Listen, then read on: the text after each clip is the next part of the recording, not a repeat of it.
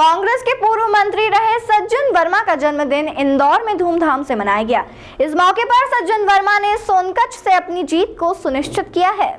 उन्होंने कहा कि मेरे सामने तुलसी सिलावट भी आ जाते तो मैं सामान्य रूप से चुनाव जीत जाता। वहीं उन्होंने भाजपा में टिकटों को लेकर हो रही बगावत को हवा देते हुए कहा कि भोपाल के भाजपा कार्यालय पर इनके ही वरिष्ठ नेताओं को घेरा जा रहा है और खुद को प्रत्याशी मान रहे नेता अपने वरिष्ठों के सामने प्रदर्शन कर रहे हैं। विधायक सज्जन वर्मा ने कहा कि मैं किसी को भी चुनौती नहीं मानता हूँ। मैं 5 साल से इस क्षेत्र में सक्रिय हूँ। मैं सोनकच्छ की जनता के स्नेह से चुनाव जीतूंगा। भाजपा के कार्यालय पर जो नेता खुद को उम्मीदवार समझ रहे थे, उन्होंने बगावत के सर उठाना चालू कर दिए हैं। उन्होंने कहा कि इस बार फिर कांग्रेस चुनाव जीतने की ओर अग्रसर है। उन्होंने कहा कि हमारी पार्टी के नेता मल्लिकार्जुन खड़गे पहली बार मध्य प्रदेश दौरे पर आए थे, जबकि भाजपा में इतनी बौखलाहट है कि प्रधानमंत्री मोदी और अमित शाह 50 से ज्यादा दौरे कर चुके हैं। उन्होंने कर्नाटक का उदाहरण देते हुए कहा कि प्रधानमंत्री मोदी ने 1 महीने के लिए अपनी सरकार पर ताला डालकर कर्नाटक में डेरा डाल लिया था, लेकिन कर्नाटक की जनता ने उन्हें नकार दिया और जिस तरह कर्नाटक में कांग्रेस की सरकार बनी है, उसी तरह मध्य प्रदेश में कांग्रेस की सरकार बनेगी। जीवन को अपनी शर्तों पे जीना चाहिए। हर व्यक्ति का अपना जीवन मूल्य होता है और मैं सदैव कॉलेज के ज़माने से आज तक मैंने अपनी एक पहचान अपने स्वभाव से, अपने रहन सहन से, अपने आचार विचार से और लोगों का जो संपर्क, जो स्नेह मुझे मिला है, इसीलिए कि सज्जन वर्मा एक स्पष्टवादी नेता है। जो कहता है वो करता है। जीवन का एक अंदाज अपना अलग होना चाहिए, सामाजिक राजनीतिक जीवन से अलग हटके। तो वही जीवन शैली मेरी आज भी। सोनकच्छ की बात की जाए, अब सोनकच्छ में राज सोनकच्छ को टिकट मिला, वहाँ पर उनका काफ़ी विरोध हो रहा है, क्या लगता है? देखिए, मैं तो किसी चुनौती को कम करके नहीं आंकता। ये राजनीतिक भाषा नहीं है। मैं 5 साल अपने क्षेत्र में सक्रिय रहता हूँ, निर्माण और विकास की गंगा बहाता रहता हूँ। लोगों का एक अटूट विश्वास वहाँ पे है। मैं कहता हूँ तुलसी सिलावट और कोई भी आ जाता तो मैं आराम से वहाँ जनता की स्नेह की वजह से बहुत आराम से चुनाव जीतूंगा।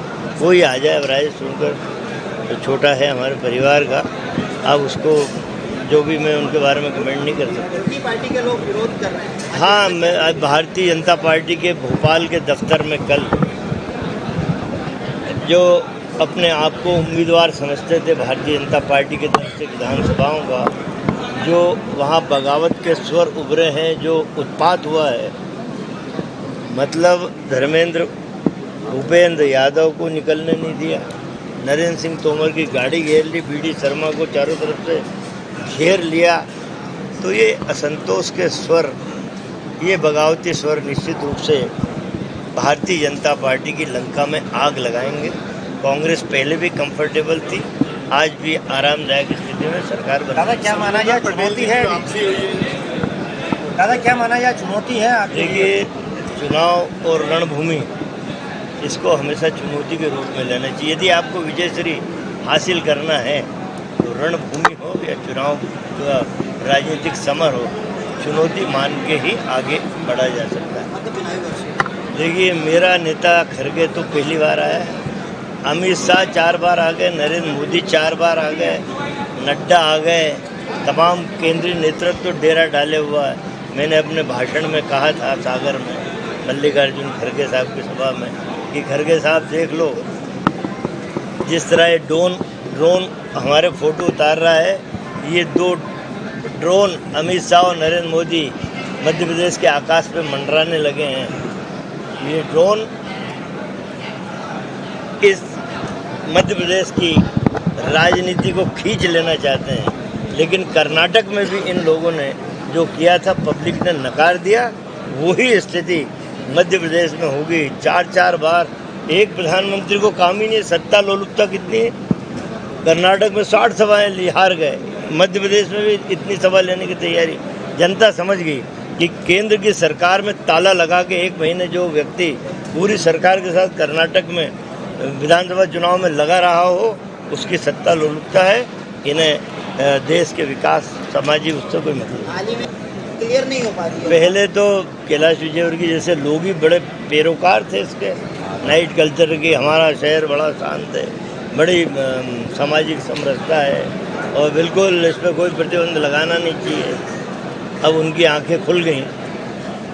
नाइट कल्चर दिख रहा है कि रोज़ 50 अपराध इंदौर में हो रहे हैं। और मेरा ये कहना है कि भाई तुम इतने कद्दावर नेता हो, राष्ट्रीय महामंत्री हो, ये अधिकारी तुम्हारे इंदौर के सुनते नहीं है क्या? अब आम जनता से बोल रहे हो कि नाइट कल्चर होना, अरे अधिकारियों की बैठक लेकर उसमें बोल ये नाइट कल्चर बंद होना चाहिए। यदि रोकना है तो हवाई बात बयान देना, नाम को अपने आगे रखना। सरकार भी उनके अधिकारी भी उनकी फिर भी बंद नहीं कर पा रही। वही कह रहा हूँ ना कि बयान जनता के सामने भले बन जाना कि नाइट कल्चर ये हो रहा है, पहले नाइट कल्चर चालू रखा जाए, अब बंद किया जाए। अरे ये तुम नेतागिरी काहे की करते हो? अधिकारियों जब तुम्हारी सुनते नहीं हो तो घर बैठो भैया जाए। भैया आगामी चुनाव में कब तक प्रत्याशियों की सूची जारी है? 2, 3, 4 सितंबर को हमारा राष्ट्रीय नेतृत्व भोपाल आ रहा है। भंवर जितेंद्र सिंह जी और हमारे सुरजेवाला जी और पूरी टीम 2, 3, 4 इन तीनों दिन बैठक हो गए। 5 या 6 तारीख को गुजरात से आए विधायकों को कितनी चुनौती मानते हैं? देखिए, चुनौती अब ड्यूटी तो लगती है ना। हम लोग भी कहीं दूसरे राज्य में चुनाव आते हैं तो हम लोग भी अपनी ड्यूटी पे अपनी पार्टी की तरफ से जाते हैं। चुनौती क्या? देखिए, मध्य प्रदेश की जनता ने मन बना लिया है कि लोकतंत्र के हत्यारे चुनी हुई सरकार को मध्य प्रदेश की, जिसे मध्य प्रदेश की जनता ने चुना, भ्रष्टाचार के पैसे से राजा महाराजा विधायकों को खरीद के सरकार गिराई। अब इतनी बम्पर मेजॉरिटी से मध्य प्रदेश की जनता कांग्रेस की सरकार बनाना चाहती है। ये खरीद फरोख्त का धंधा बंद हो। वहीं कांग्रेस की विधानसभा टिकट वितरण को लेकर सज्जन वर्मा का कहना है कि 2 सितंबर से लेकर 4 सितंबर तक मध्य प्रदेश प्रभारी रणदीप सिंह सुरजेवाला और जितेंद्र सिंह के साथ पूरी टीम नामों पर विचार करेगी और 5 सितंबर तक नामों की घोषणा की जा सकती है।